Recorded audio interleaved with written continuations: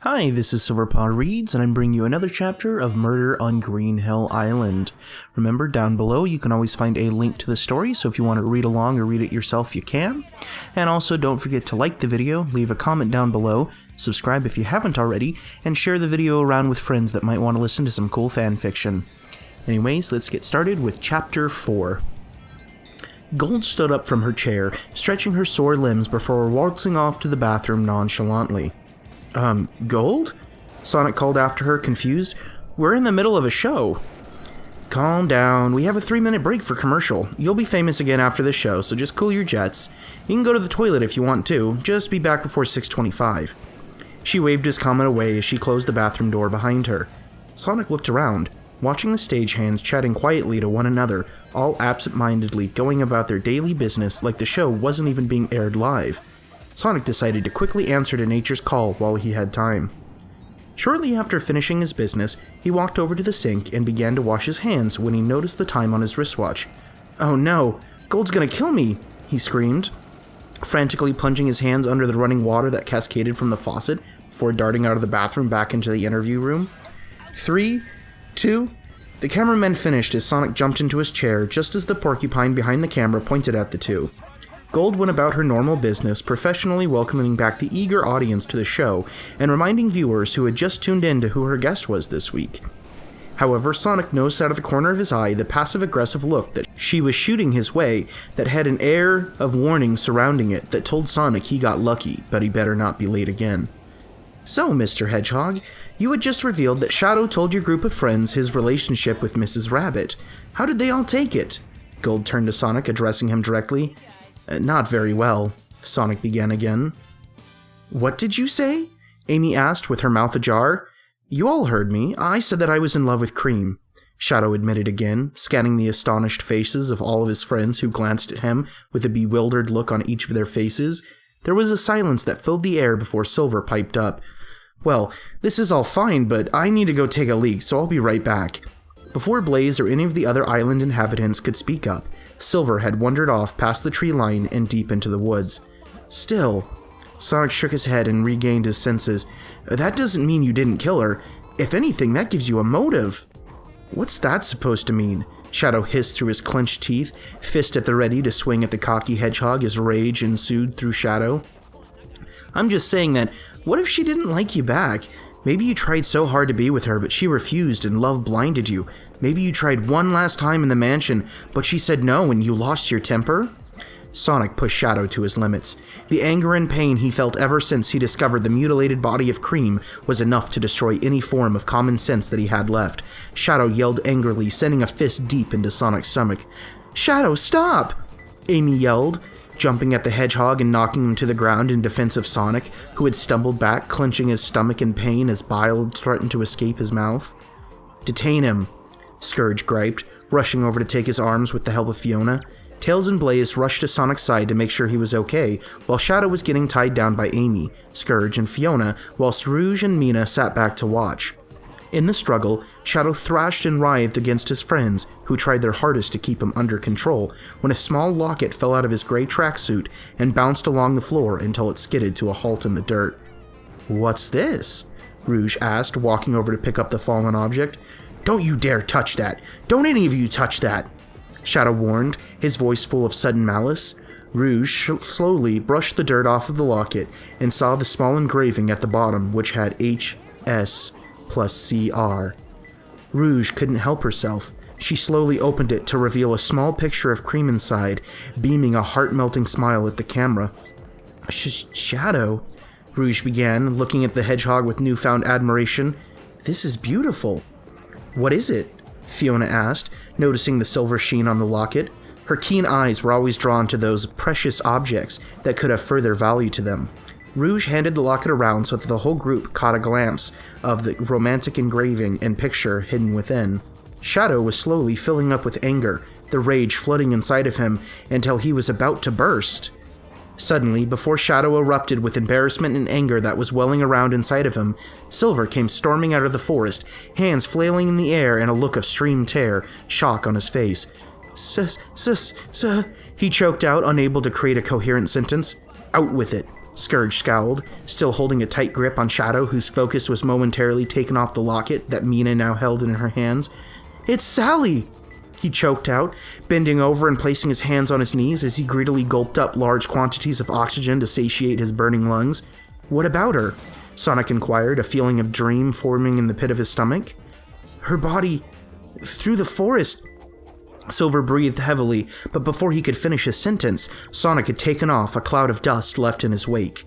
He pushed through the dense shrubbery, eyes stinging from the leaves that smashed into his face, but he stayed undeterred until he came upon the wretched old tree. There, hanging from an old bare branch, was Sally. Her normal, pristine aqua-blue dress stained with splotches of her blood. A long, thick nose made of sturdy rope was wrapped around her neck, concealing the horrific gash that had been sliced through her esophagus. Sonic let out a scream as he rushed over to her and sliced the rope, causing the limp, lifeless body of the once energetic squirrel to collapse with a thud to the ground.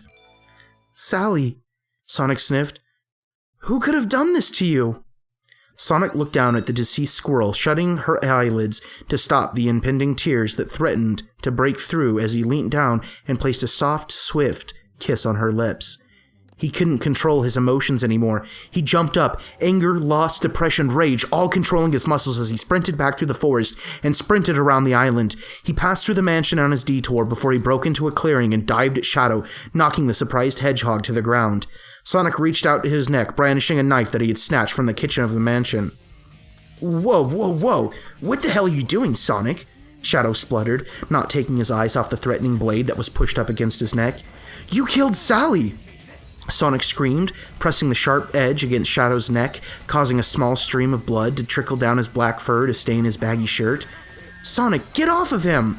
Tails, Mina, and Blaze all stammered, trying to control the violent outburst of the Sapphire Hedgehog.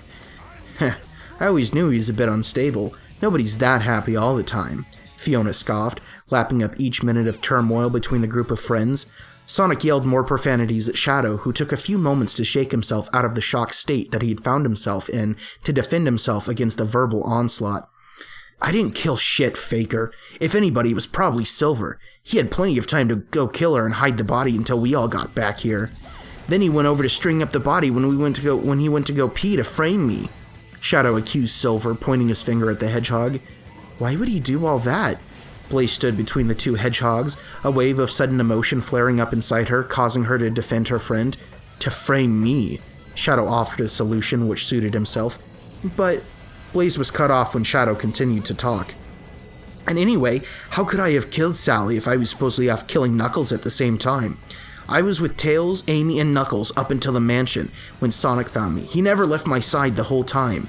I was never able to rush off into the forest, find and kill Sally," Shadow stated plainly. "But if it wasn't you, then who was it?" Blaze queried. "It couldn't be Silver, 'cause I was with him the whole time until..." Blaze's eyes suddenly widened as she began to turn slowly on her heels to stare Silver in the face, trying to read his facial expression. "Until..." "Spit it out," Rouge mentioned, annoyed. "I was the only one with Silver in the clearing while you were all off doing things until I fell asleep. I have no idea what he did in that half-hour gap," she admitted, soliciting a round of gasps from the campsite's inhabitants. Slowly, Sonic turned to Silver, his eyes narrowing as he snarled angrily at the anxious teenager. Silver could have tried to defend himself. He could have tried to think of some excuse, some alibi, or reason why all of their fears were misplaced. But in the heat of the moment, he made one fatal mistake. He ran. Silver took off without saying a word. The intense stare of Sonic, coupled with the sudden fear and uncertainty in the look that Blaze was giving him, was too much for Silver. He needed to get away, to think alone for a little while. So he sprinted off, smashing through the trees to get as far away from the rest of them as he could. "Scourge, Shadow, help me get him!" Sonic screeched as he set off in a chase after Silver the Hedgehog, smashing through the tree line with the other two hedgehogs close on his tail. "Well," Amy spoke up after a short moment of silence surpassed, "looks like all the hedgehogs are gone." Her attempt at a calming joke didn't do the work on lifting the awkward tension that wafted through the campsite, affecting Fiona, Nina, Tails, Rouge, Amy, and Blaze.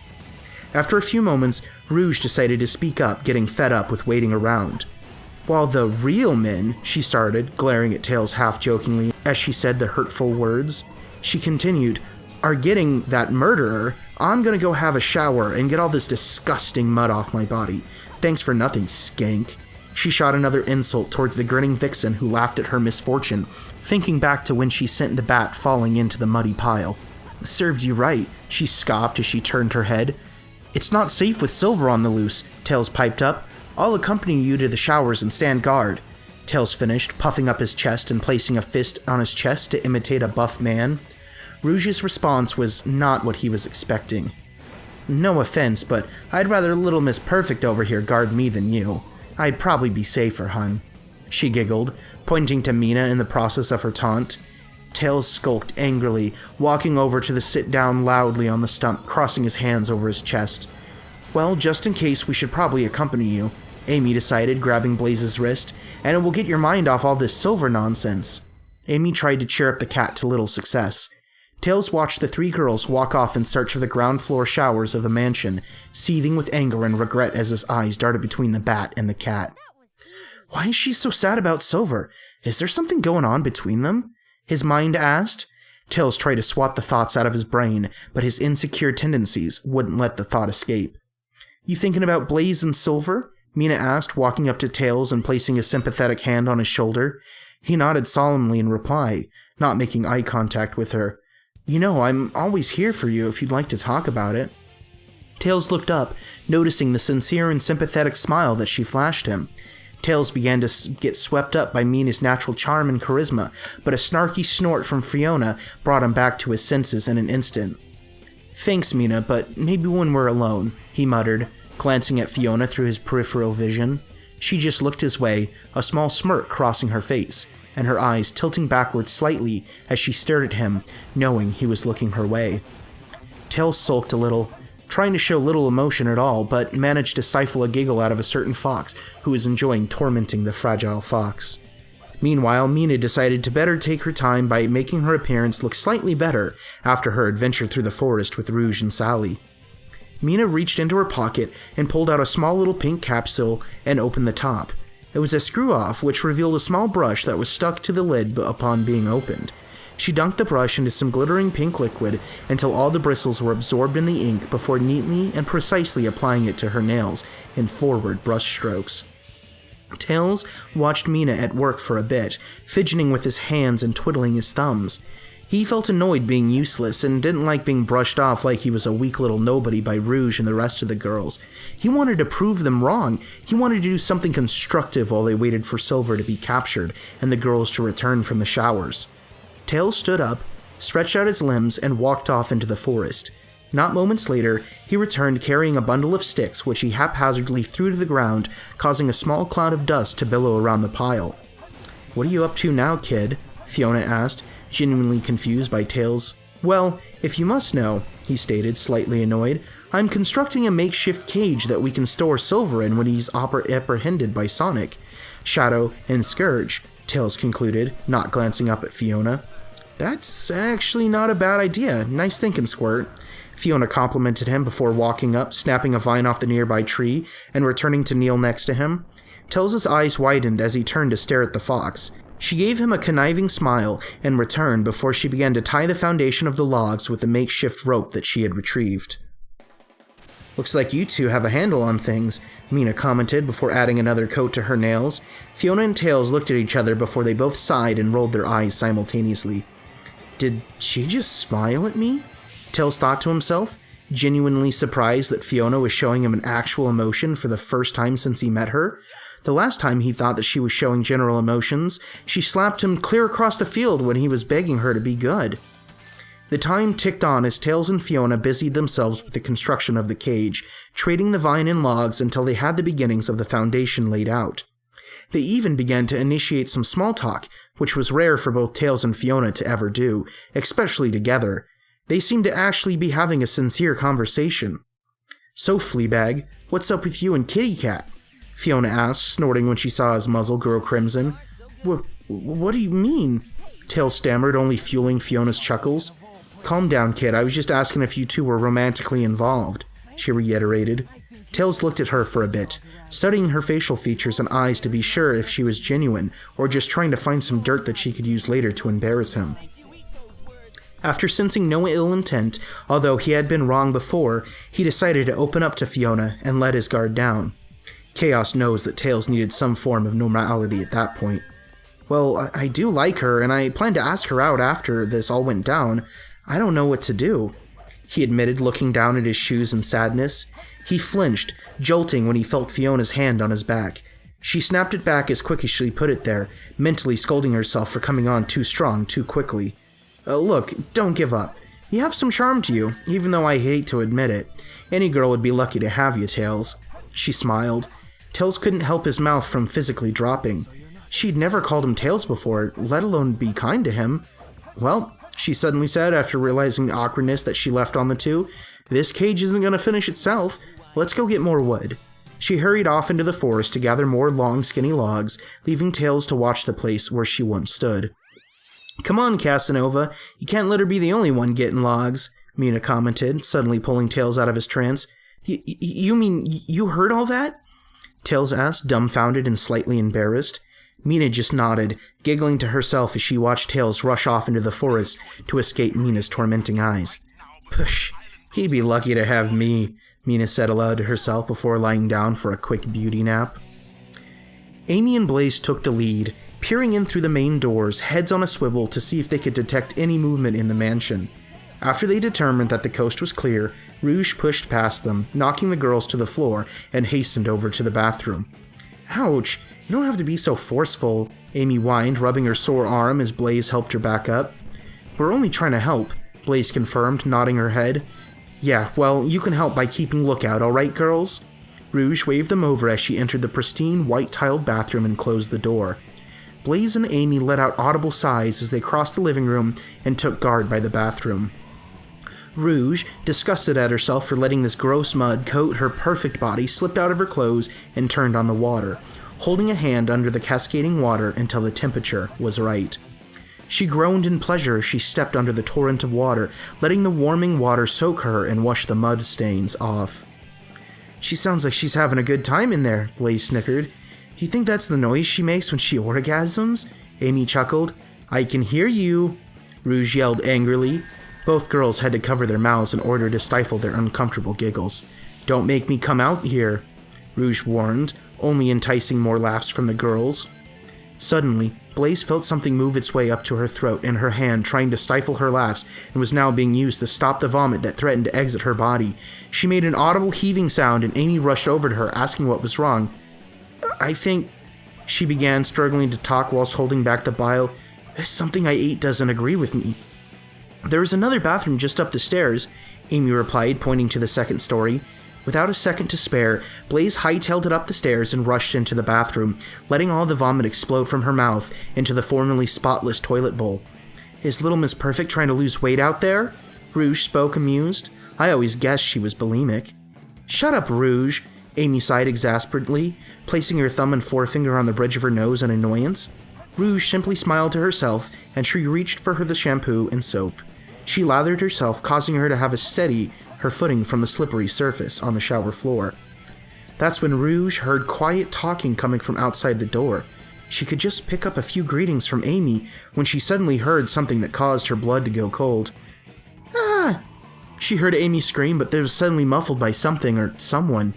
Amy? Rouge called out, stepping back to the corner of the shower when she saw in horror as the door began to slide open and a certain individual crept into the bathroom. Get away from me! I'm warning you! Rouge yelled in annoyance. The individual, already holding a blood-soaked knife, wrenched open the glass door of the shower. Rouge took her chance. She dodged the knife swing and proceeded to run out of the bathroom. However, her soapy foot slipped on the tiles and she slammed headfirst into the hard, cold floor of the bathroom. She shrieked in terror at the top of her voice, holding her bruised and bloodied head as the killer lifted his knife and plunged it deep into Rouge's heart.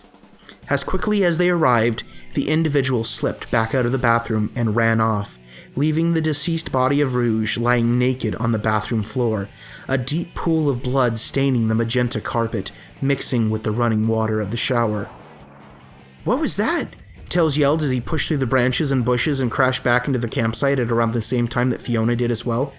That sounded like Rouge, Mina said, standing up and alert. The three animals looked at each other before dropping their things and sprinting off towards the mansion. As they entered, they saw the violet feline, her hands ignited with a hot flame in her hand as she pressed it against the door, heating up the minerals in the marble frame. "Help! The door's locked, and I heard Rouge scream!" she yelled, pressing her hand harder into the marble. "I got this," Fiona called, rushing over to the door and began picking the lock, a skill that she had all but perfected in her many escapades. "What happened to her?" Tells asked, rushing over to the unconscious body of Amy. He looked down at her leg, which had a nasty knife wound sliced across her skin, a serrated bit of her dress hanging down her leg. The fuchsia carpet that ran along the corridor was bundled up slightly where her feet lay. Tails noted that she had probably tripped and fallen. He surveyed the area, noticing a small dent in the wall. Amy breathed. "Amy!" Tails yelled with joy, rolling the hedgehog onto her back and shifting all of his attention back to her. Tails winced as he saw the big bruise on her head. She groaned again, holding her head in pain as she squealed when she noticed the deep cut in her leg. "What happened?" she asked, holding her head. She racked her brain, trying to recall what happened, but she simply couldn't connect the thoughts in her brain after the knock to her head. "I remember coming back to the camp and talking about Rouge having a shower and then nothing." "Got it." Fiona's voice cut through the two's conversation. Tails helped Amy up, allowing her to lean on him to remove the weight of her hurt and bleeding leg as the two wobbled over to the door. "We need to get a bandage on that," Tails said as he walked into the bathroom behind Fiona, Blaze, and Mina. Suddenly, the room went silent as shock rushed through the room, and they all looked upon the dead bat that lay on the ground. Mina turned around and stared, first at Amy and then at Blaze. "You were supposed to protect each other. This is all your fault," she yelled, pointing an accused finger at the two. Unbeknownst to the others in the room, over the past few months, Rouge and Mina had begun to spend more and more time together, developing a deep bond. "As far as I'm concerned, you both killed my best friend." "Whoa, so little Mina Mongoose has an angry side," Gold chuckled as she looked towards Sonic. "Yeah, you won't believe what she did when they all went back to camp," he smirked, before it suddenly turned into a frown when his thoughts drifted back to the now-deceased Rouge. "I bet our audience won't believe it either when we return on Golden Stories with Gold." She smiled her beautiful, captivating smile at the camera. "So the four of them returned to camp," Sonic began but was cut off by Gold. "Sonic, stop talking, we cut to commercial already." Gold hissed at him before suddenly regathering her composure. "Jesus, sorry." He rolled his eyes, sarcasm dripping from his body.